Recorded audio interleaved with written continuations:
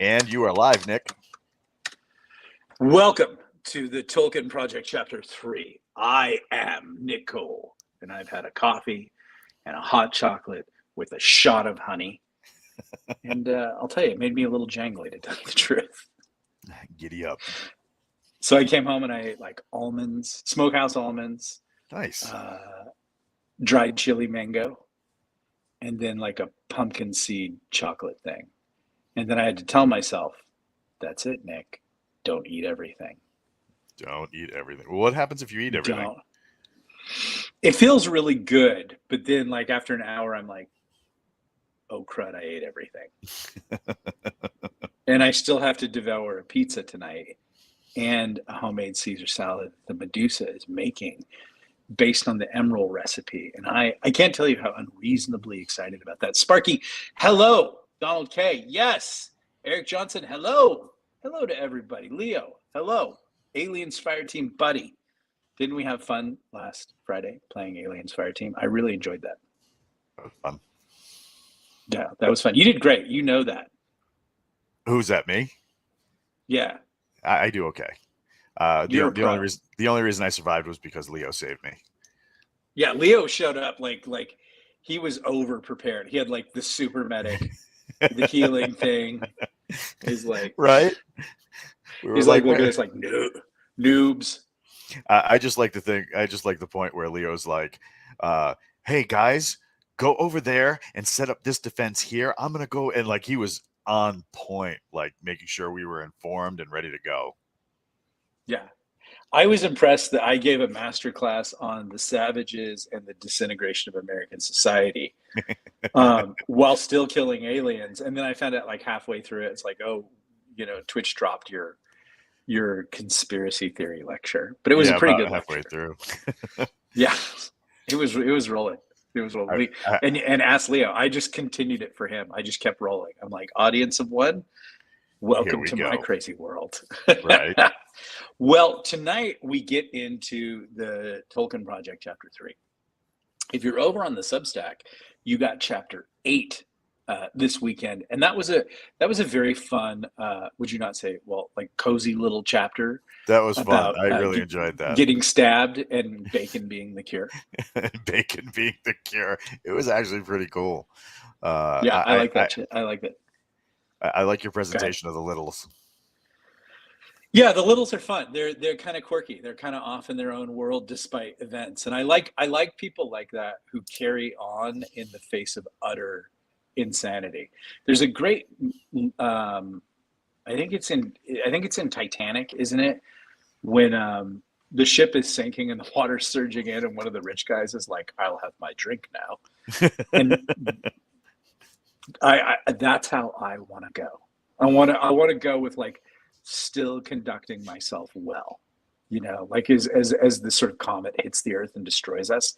I want to be the guy like, having the perfect club sandwich, acting like a human being right to the end. And that is the littles. They are very civilized, I guess is a word, or they have a culture. They're very patterned. They have systems and things like that. They're cozy people, and I think that's what we'll like about them. But that's Chapter 8. So if you want to get up to Chapter 8, head over to the Control Alt Revolt Substack, and you can begin to read the chapters for free. Or if you just want to listen to them, then you can subscribe. Got a dog over there. You can subscribe and actually pay some money and support the podcast. Keep me off the streets. Keep me in smokehouse almonds and cups of coffee, which is what I like. I should put like a cup of coffee tip jar up because I drink a lot of coffee. You should. One of my readers, Marion Beering, she sent me some coffee from Alaska, and it has been just absolutely outstanding. She also sent me some Alaskan sodas, and the Medusa jumped all over those and started mixing those up with adult beverage fix-its. Like you do. And it's exactly. It's been great. So tonight we're going to get into the stranger who enters the inn. Spoiler for everybody, this is probably our Aragorn character. So we've kind of met our Gandalf character. Now we're going to meet our Aragorn character. It's going to be a little different. What are you going to draw for us, Walt, as we So you had mentioned swords. So Also, Sparky, in answer to your question, it's not allergies. Me and the dog had a disagreement today, and now my voice is murdered. Um, so, but yeah, you had mentioned swords. So the question I have for you, am I drawing elvish swords? Am I drawing uh, like human swords? And are they curved, straight? Describe the Yeah, sword. this is an elven sword, so we can go with the typical. We could go with the Tolkien elven swords, which are kind of leaf bladed, or they can be scimitarish, or falchion was another one where you've just got the blade on one side, which is the like katana like. I think you personally Right on. don't. You kind of personally like that kind of single bladed weapon when you work with your Filipino blades. It really depends on what I'm doing. Like I really love there's a sword called a gununting. It's kind of like a samurai sword with the edge on the wrong side.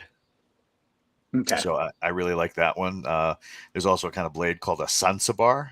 So if you look at the original Peter Jackson film, and you have Arwen is in the river and she's holding the sword above her head.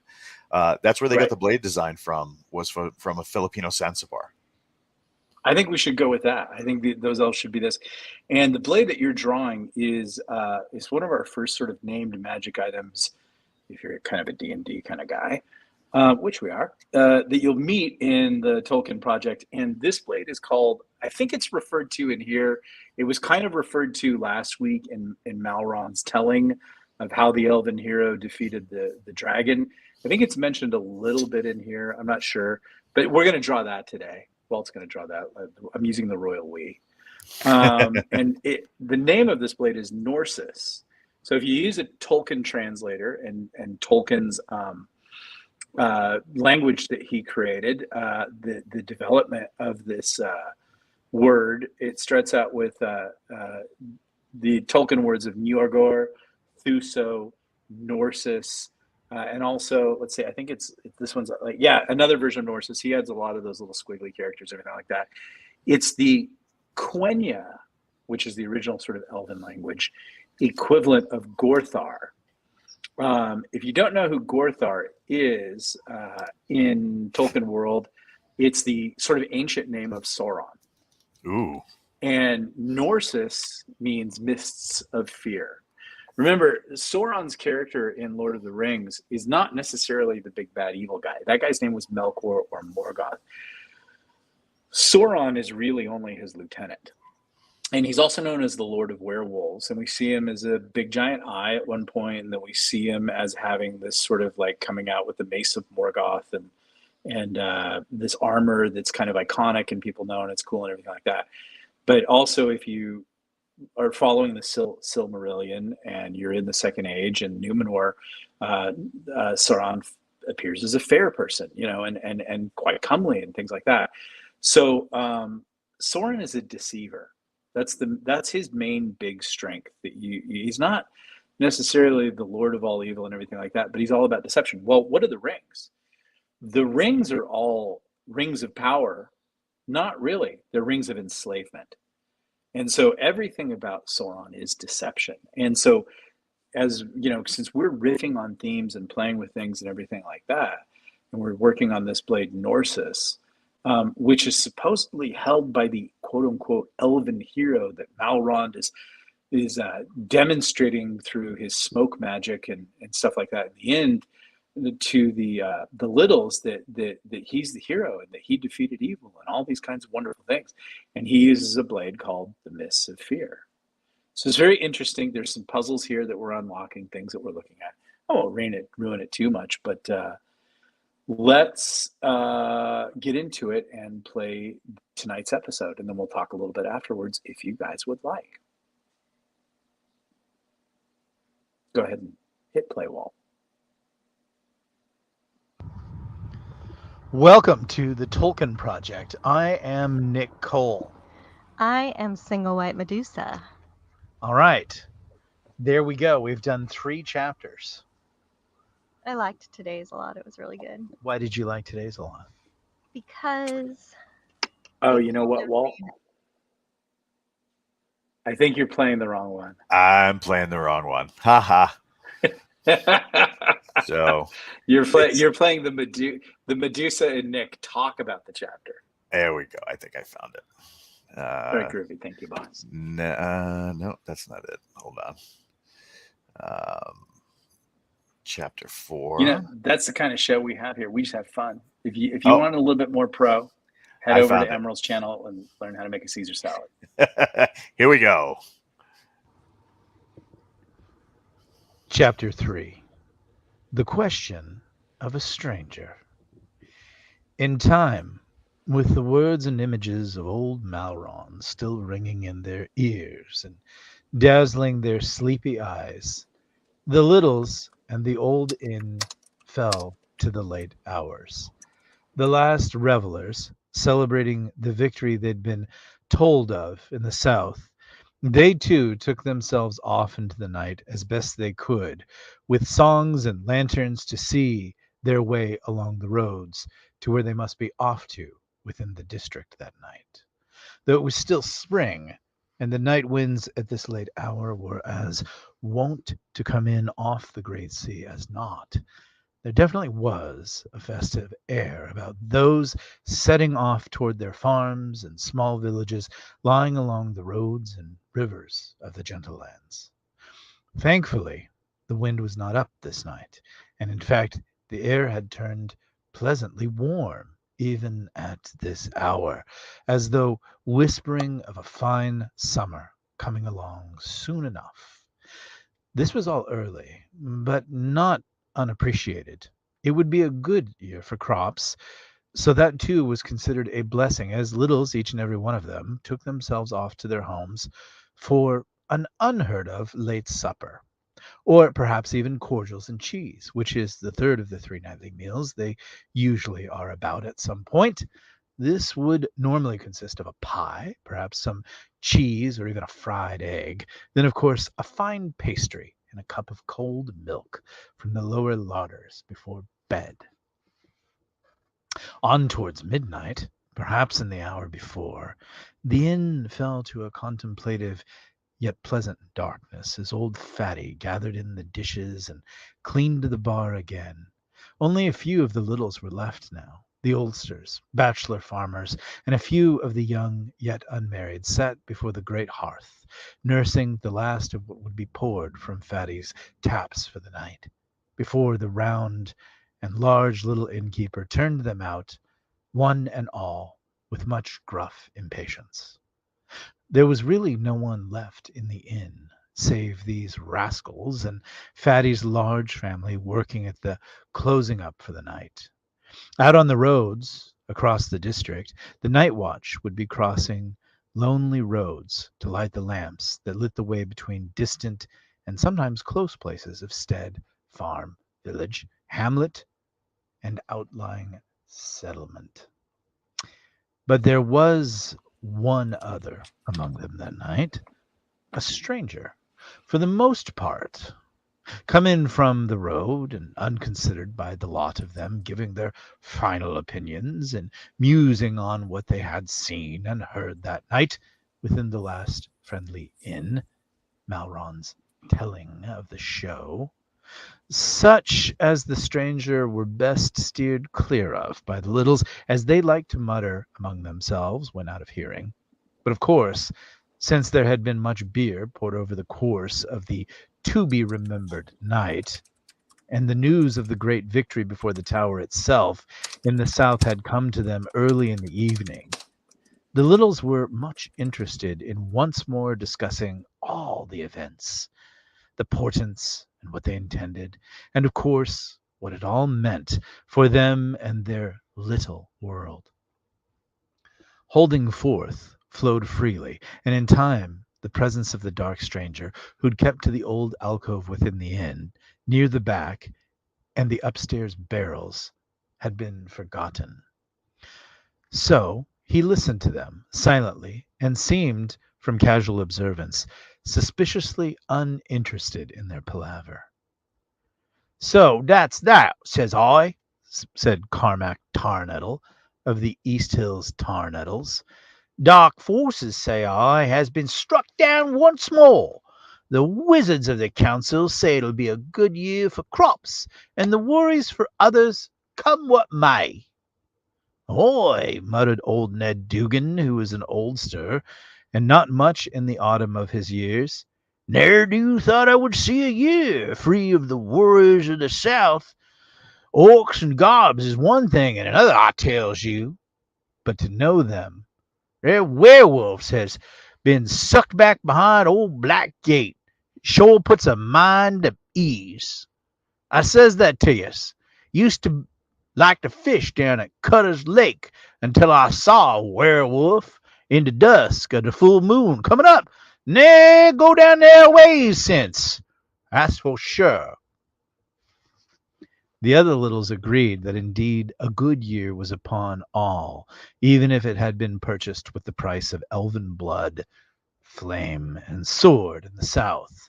Perhaps even a good age was upon them all. Not a few mused that night. One might even consider if the old trade with the southern lands would come this way again. And it's all a lie, said the stranger from the shadowy recesses where old Warshborn had once done his money lending, acquiring a fortune that had built him an estate over in River's Edge that had gone to crumbling in the years since the old miser had passed. Some said it was haunted by the ghost of an elven maiden whose tomb had been rumored to lie upon the haunted grounds thereabouts. But that was a lie, he says Cormac Tarnettle, as though he were a bit deaf and even an oldster like Ned Dugan, though he was not yet but seemed to be trying out the role as of late, warming to the weight it might carry and what he could get up to with that. But that's a Tarnettle for you. All the littles turned to peer into the deep shadows of the old alcoves, but the firelight from the hearth would not penetrate far across the room, as the stranger seemed one with the gathering shadows there. Indeed, the darkness that lay there seemed an unnatural thing to the littles, a thing unto itself. Strangers, muttered old Ned Dugan dismissively, so only those near the fire might hear him. Never any good come of 'em, I tells you. And perhaps the littles should have been a bit frightened, even cautious. But again, the bock and the meat pastries that had come out late in the evening, along with some cold roast chicken seasoned with winter herbs and a bit of Olive Wood's cheese, had put the courage into the littles and all, and so they feared not the shadows, nor the stranger and his words within them. The firelight and their companionship, and well, just being in the inn that night, a place much considered the last of the friendly places before one reached the dark and uneven border of the southern lands, gave them a bit more courage than they normally perhaps possessed. Perhaps. The stranger spoke up again. His voice was hard and seemed weary with the road, hoarse and dry, deep like the woods. He had the voice of men who make their ways out of doors as they often do, slowed by the weight of great spaces crossed and seen. And though much of him was dark within shadow, there shone eyes that seemed to burn within those shadows. Elven eyes? It seemed for a moment, but then not when you tried to look closer.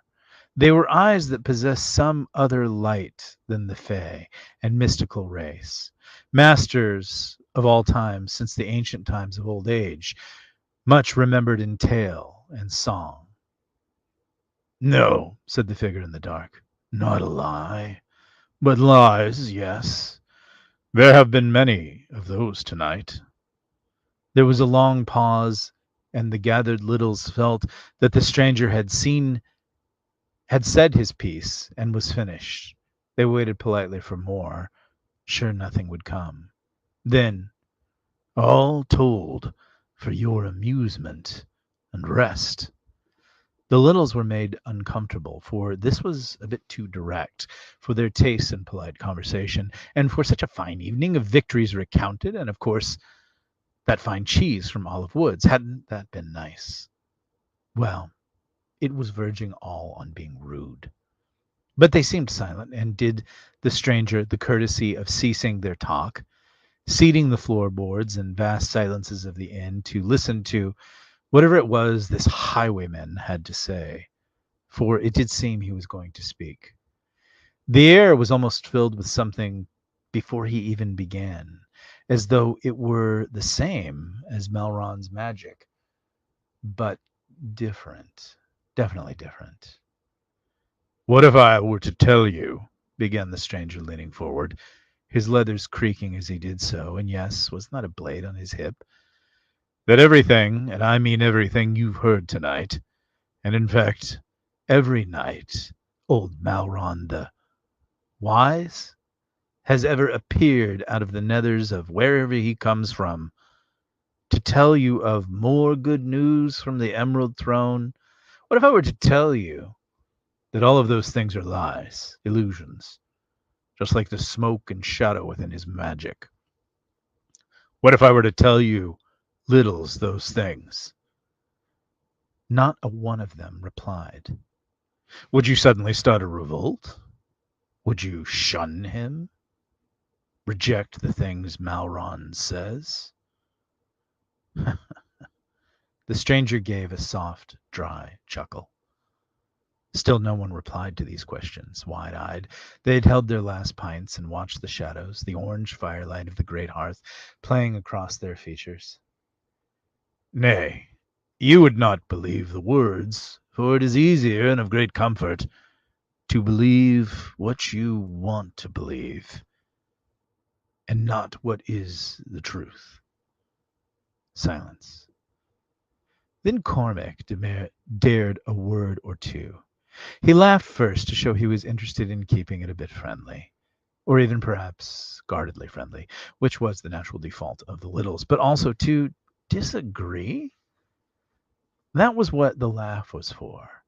And the little blacksmith, who would, and should be, married one of these summers soonish, dared. "Then say truly, stranger, if he the wizard tells lies, then what be the truth of the great battle of the South and the Tower, and for that matter, Shadow?" Now this, for a little, who might make out to be a timid people in the retelling of this tale, if you can call it that, though, and it has been suggested it's more of a tragedy.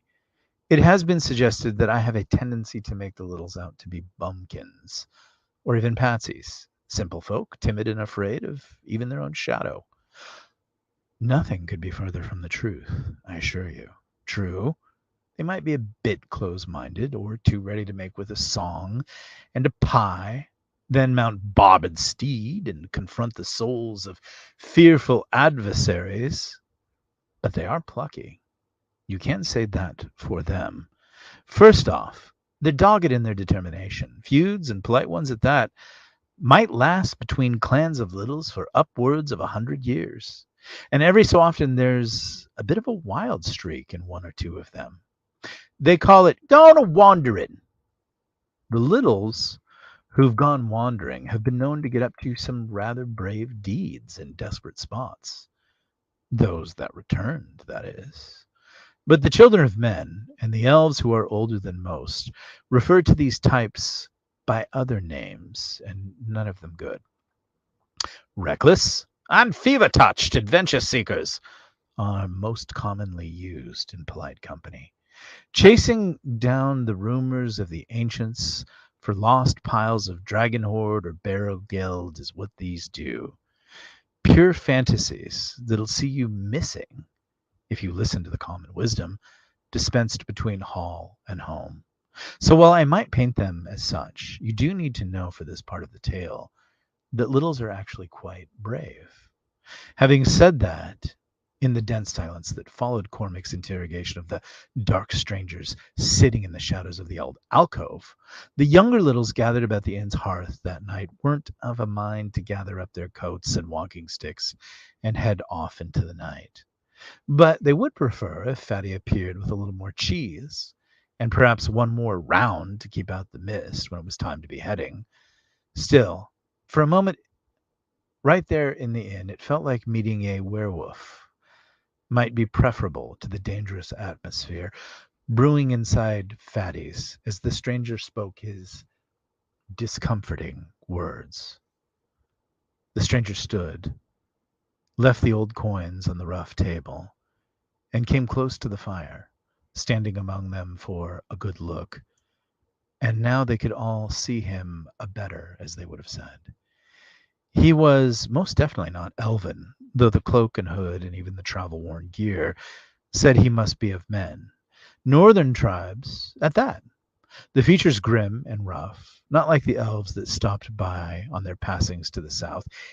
He was definitely not of that race. Where elves' faces were smooth and white like alabaster, fair even like summer peaches with eyes that sparkled blue and, most importantly, at times jade or even the coveted emerald green.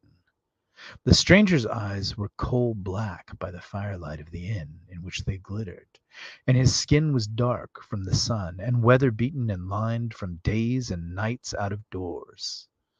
Some say there are ancient elven tribes from the days of Air who carried that same color. Seafarers they had become in the days when the elven fathers had reached for the distant coasts of strange and lost lands never known again. And whereas elven garb was beautiful, rich, and fine, even the warriors were oft finely adorned in their armors. This stranger's travel gear was rude and rough and made for the road, something as like the forest men of the eastern mountains, leathers and high, hard, muddy boots that had seen many a league and more, and of course an old worn gray cloak, water-stained and beaten by night, in which it must have both served as a cover and a bed. The only weapon he carried was a long sword in a plain yet cared for oiled leather scabbard. And there was nothing remarkable about this weapon, though it seemed to have seen much use, and wear in battle, no doubt, by its wrappings. And all those things were seen and noted by the chubby littles who sat in the finest of Fatty's overstuffed chairs, gathered round the cheery fire at the last of itself. But what drew their eyes was the ragged scar across his long and slender neck. A hangman's scar, or an assassin's cut. Perhaps the reason why his voice was rough and little more than a whisper, though it seemed to carry weight. Long dark hair fell across one eye, and under one arm, held tightly by a worn leather glove that didn't match the other one on the other hand, was a bundle wrapped in grave shrouds. Old Ned Dugan would have bet his life, in the retelling of the evening later, when things had gone all strange in the aftermath of the night's events, that the stranger was a barrow robber of some sort, some bad sort.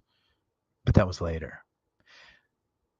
Then say truly, stranger, fiery young Cormac the blacksmith offered, if either wizard lies, then what is the truth of the great battles of the South? Tell us now, and perhaps Fatty will spoil us another round in the last of the wheel.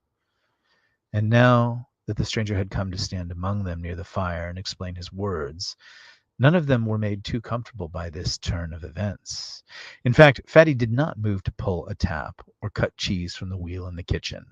The stranger's stillness and presence were mesmerizing in their silence, and most wished they'd never heard what was said next, because whether they wanted to believe it or not, what was said next to them there that night in the inn, near the last of the night's hearth, changed everything. After that, everything changed. And there it is, chapter 3. That's it. That's chapter 3, man. Right It was on. a shorty. It was a shorty. It happens. I identify as a shorty. Yeah. No, you're a giant among men. So where did you get the idea to have him have the scar and the ragged voice? Man, I don't know. He just seemed like kind of a rough guy.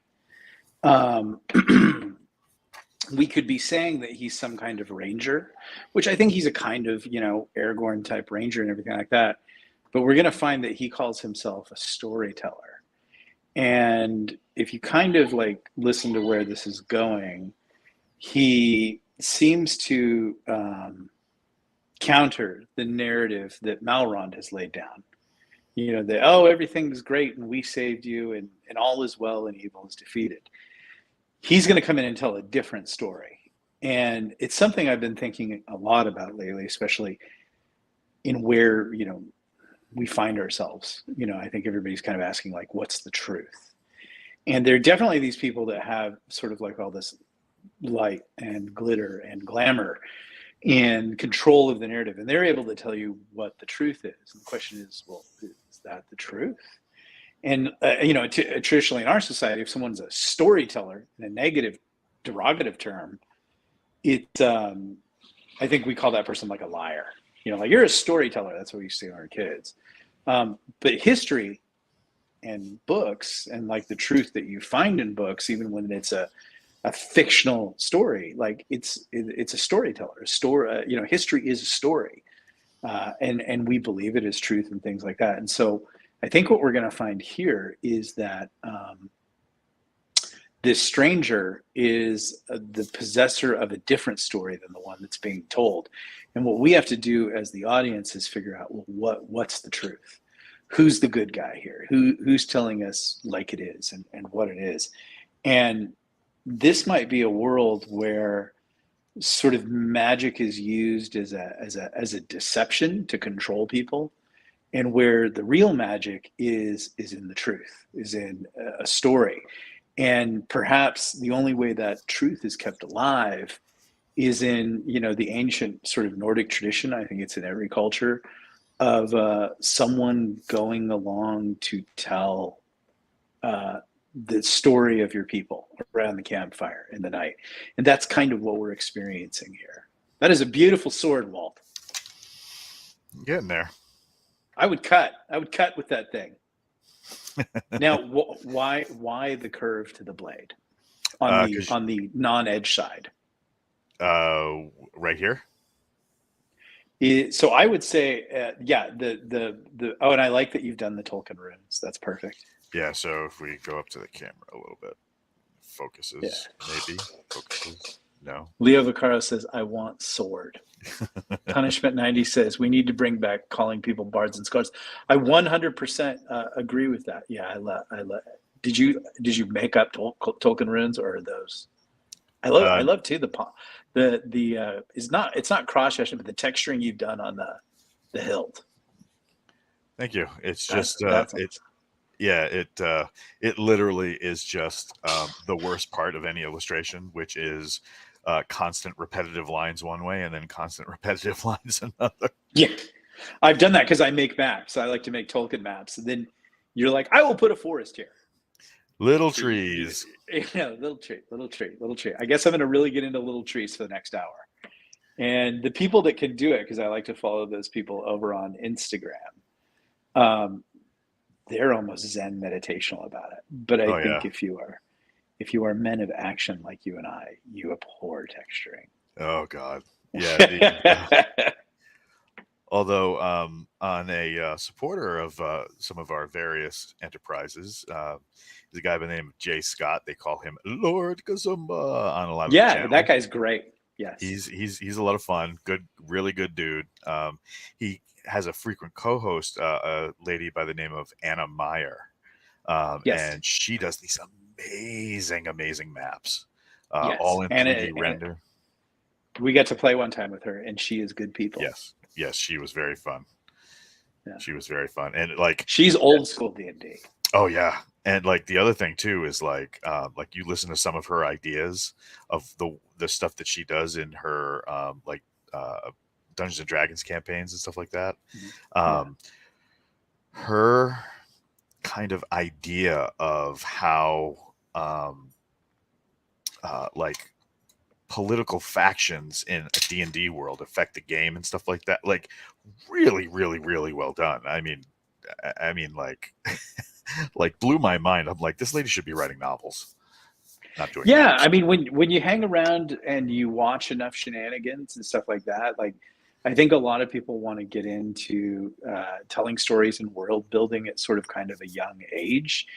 And it's like you kind of have to pay attention to the madness for a while, and you have to have an agile mind that keeps track of everything. Because going back to this sort of the storytelling and the deception narrative, like current history is always like the thing that you have to accept is current history is always attempting to deceive you and tell you there's no past and there's nothing that you need to measure by. You need to take whatever we're trying to tell you right now as the most important. Like, so we see that in teenage kids. Like, Yeah. I can't go out. This is the end of the world. But 25 years later, you kind of realize like, oh, all that was bullshit.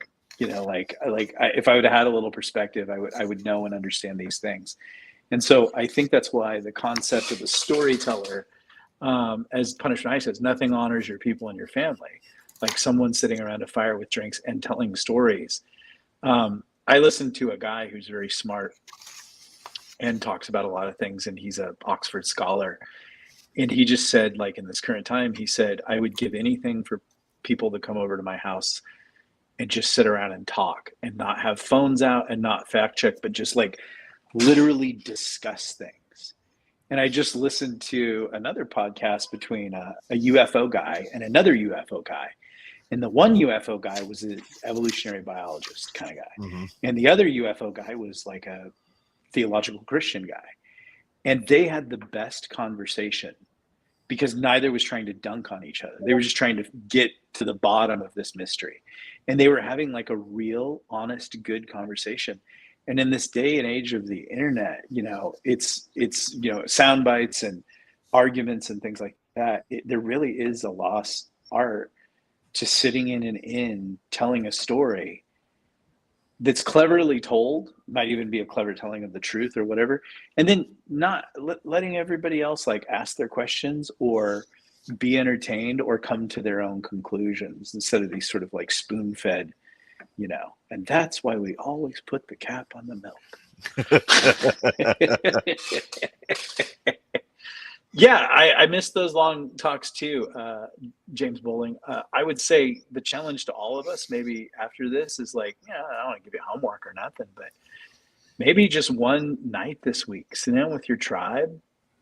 It's cool. It's fall. If you got some wood, make a fire outside, inside, and tell them a story. You are welcome to rip this off. You are welcome to retell this story with your tribe. Just Hell use it. yeah. Or make up your own. You're pretty like, actually, we have better stories, Nick. Tell them, if you're in the military, tell them some violent but true stories. Kids love that. And do that. And you want to stab back at all this ugliness in this culture. Sit down and have a fire and talk. Tell the story of your people if you know it. If you don't, make it up. If you come from a family full of scoundrels like me, just go ahead and make it up. And then Grandpa discovered the aeroplane. Yes, well, it's well, I mean, scoundrels. Having a family full of scoundrels is fun too, right? Absolutely. In hindsight, not at the time. Not at the time. Exactly, but you know what? It is nothing like a fire, and as Roland Deschain would say, palaver. Hell yeah. Well, that is a beautiful sword. Thank you. And now you're like, and I was going back to my picture I wanted to work on, which is a little smoking a pipe. Right. Do you smoke a pipe? If somebody has good pipe tobacco, I actually have. Let's see if I can reach it. Do you have please tell me you have a Hobbit pipe.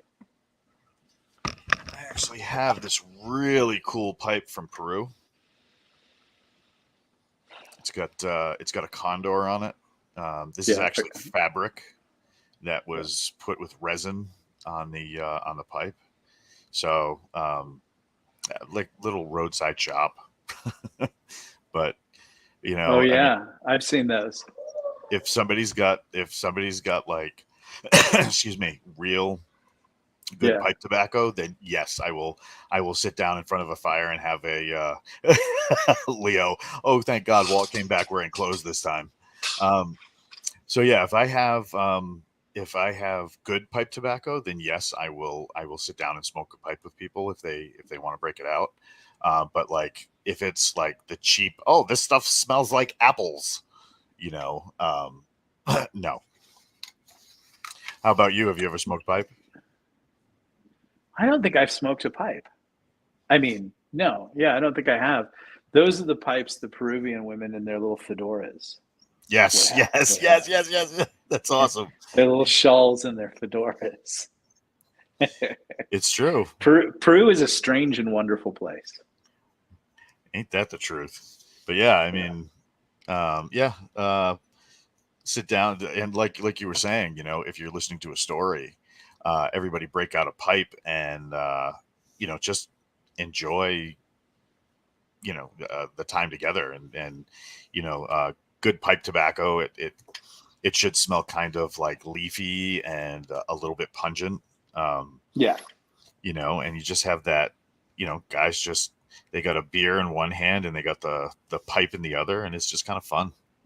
Yeah, and I know with most families, like you know, like if you can get them to put away their cell phones, they will dig that you want to tell them stuff, tell them the Yeah. secrets of the universe or whatever. And like, if I was going to say anything that's going to, you know, maybe turn this mess around or save this culture, I'm not saying that's going to do it all by itself, but I know in that instant you're going to create a memory with your tribe, be it one person, be it 10 people. They're going to go through the rest of their lives remembering the night you sit down, pulled out the pipe, had a cold beer, and say, "Let me tell you about the time Skeet lost his eyeball." Damn it, Steve. Let me tell you about the time I saw my friend get a good old fashioned beating. Dear God. A savage beating I will remember forever. No, you know, good stories too, fun stories. And then you surprise beyond belief when they tell you their stories. And that's, you know what? It would be good if someone called me a bard or a skald. I'd be happy with that. I don't like the term author. I don't like the term novelist. I tolerate the term writer, but I'm just a guy doing his best to avoid actual work. And so what I what I do is I write and make up stories, and I'll do it in prison, and I'll do it in the death camps, and I'll do it until they line me up against the wall and say, "You're done here." I'll keep doing it. I like doing it, and it's a great way not to have to really work. You know, if you can make some money. But what you find out is it's work. You know, it requires a work. lot of time and thinking stuff up, and you know, trying to differentiate the good from the bad, and sometimes really realizing, well, it all sells. I have bugs all over my screen tonight. I'm like outside. Really? I've got like five. I have like 5 bugs, so 6 bugs now swarming my screen. Do you need I us hate to these bugs. let you go so that you can debugify yourself? No, I'm cool. I don't mind the bugs. I've been there. So, I've done that. We've actually increased since I stopped telling this story. We've gone up in watchers. oh, that's nice. What if we just didn't even come on? We'd probably have more watchers. Don't start. We'll pay you not to do this anymore. Pay us not to show up. Oh my God. What's the biggest bug you've ever encountered? I was in the Amazon. Oh, so you've seen some critters. You can't even identify them. They're so weird. And you know, the thing that blows your mind is the Amazonian kid who's like 8 years old, who's got like a 12-foot python as a pet. And like, Yeah. You want to go like, are your parents cool with that? Right? Because where I come from, they would most definitely not be cool. Not be with cool. that. Did you get to The handle Amazon the was snake? no. I am a person who does not go courting danger. Said the guy who joined the army. But the Amazon was the only place that I understood what it was like to become lost in 10 steps. Yes. Because that the triple jungle canopy. Yeah, the jungle eats everything as you pass through it. And, like you either really need to be dialed in and in tune, but I look back now, like on that stuff, and I'm just like, why? Going way upriver in like on surfboards Dear God. effectively, through piranha waters. And you're like, really? But I wouldn't do it now. But the Amazon was a crazy place. Now what's happening down in southern Brazil and at the edge of the Amazon and everything like that is like Americans are going down there and starting vast farms and getting like 100,000 acre tracts. Damn. And they've got to reclaim that, and it's brutal. I mean, like you better have that skill set. And I would say the skill set I imply is you were either a ranger, you were a scout, you were SF, or you're Marine recon, but you better be somebody who knows how to live in the jungle, because that's what you're going to do. It's not going to be the best way to really look at it is watch the greatest Harrison Ford movie you'll ever watch. You've probably never seen is The Mosquito Coast. And that will explain exactly what it's like to live that far downrange. Damn. It's nuts. Yeah. Yes. Is this going to be a stand-up fight, sir, or just another bug hunt? PFC, the greatest space marine ever. Went out like a solid man. Yes, H.P. Lovecraft. That was a good film. I'm glad someone saw it. If you ever get a chance, and it's weird. That's a very early River Phoenix role. And he has a great line. He talks about Harrison Ford. And that was a project movie that he wanted to make when he's cruising on Indiana Jones and Han Solo fame. So he gets the Goldfish Project movie, or what they call in rock and roll, the Koi Pond album. But he talks about having this kind of courage, and I didn't understand it until I was in the military, but it's called 3 o'clock in the morning courage. And he's like, anybody can be brave in the middle of the day, and anybody can get liquored up and be brave. He goes, but real courage is when you get up at 3 o'clock in the morning to do something, because there's no one out and there's no one to say good job, and it's dark and it's lonely. And it feels like that hour between heaven and hell where you can disappear and no one will notice. He's like, it's called 3 o'clock in the morning courage. It's a great speech. I probably totally boned it, but it's really a good speech. And it's like, if anybody's, and I think probably everybody here's had some degree of courage or whatever, but if you're ever trying to explain that to kids, and kids are always trying to figure out what courage is, like that's a great descriptor of what real live actual courage is. And the only caveat I would add to that is you can be scared shitless and still have courage. Oh, yeah. Every time I jumped out of an airplane. Yeah. If you're not, then you're just an idiot. Of course, when you do it with the dog, you get embarrassed because all the dog wants to do is get out the stupid door. Dogs. We don't deserve dogs. They're too much fun. I sent you a dog video, like a dog wrestling video on Twitter today. This wrestler wrestled a dog like in a pro event, and the handler's there, and it's just like, they're making fun of how staged wrestling is. And the dog's doing all the moves on the wrestler, and he's just reacting and flopping around and getting drop kicked, and the dog's just having a great time jumping all over him. It's pretty funny. Oh yeah. Actually. Was it a Malinois that was doing the jumping? No, it was like a little shepherd dog of some sort. Oh, right on. Not like a German shepherd, but like a shepherd dog. The funny thing is they call German shepherds. They're not really shepherds. No. More like more akin to hunting wolves. Yeah, exactly. But like that weird dog in the Mad Max movie. That's a shepherd. Yeah, they don't even call them that outside of the United States, really. Alsatians in Europe.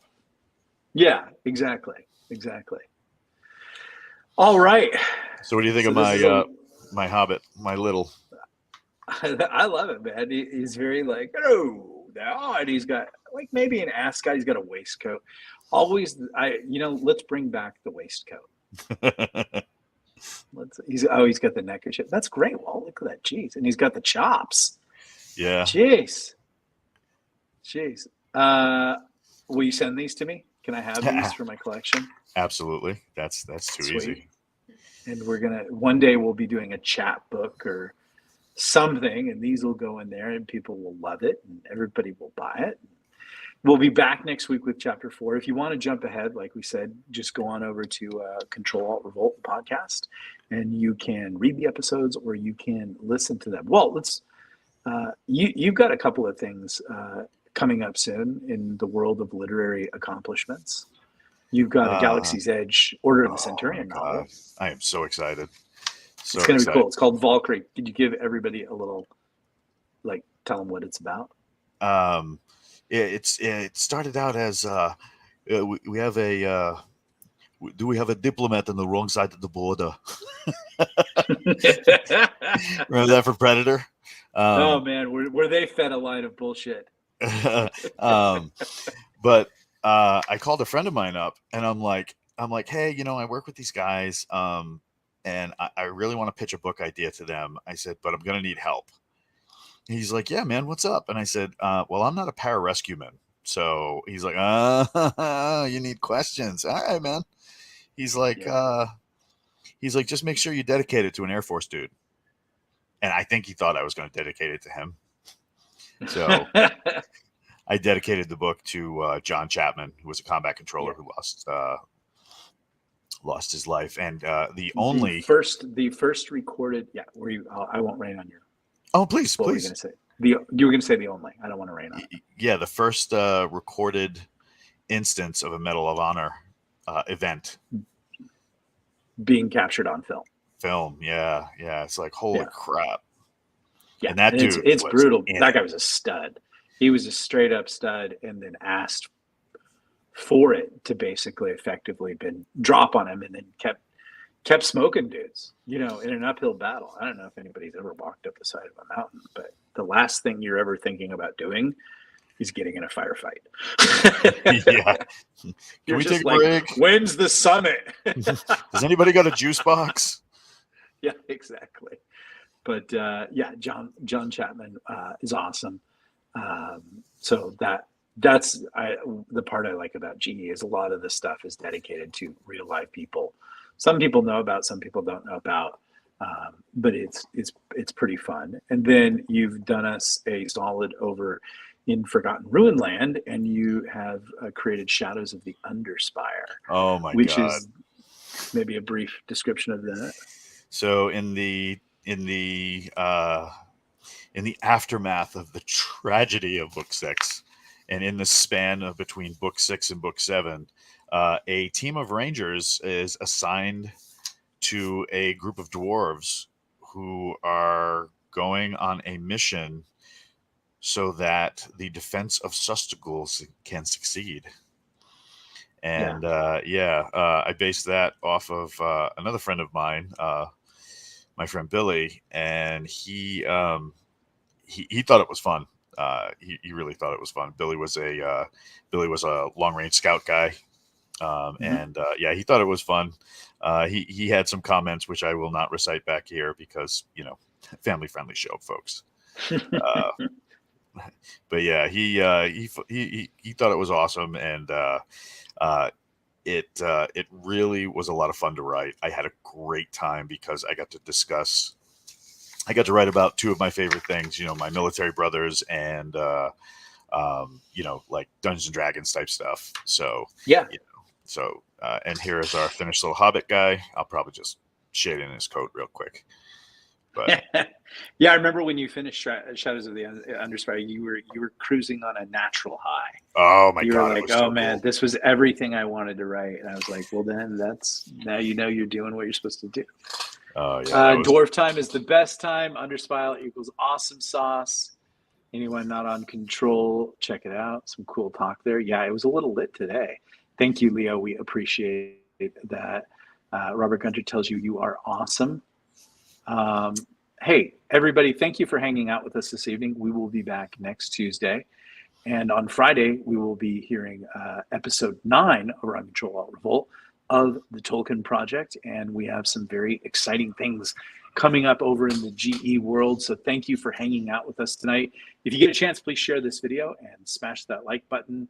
And we appreciate everything, and we love you. We will talk to you later. Absolutely.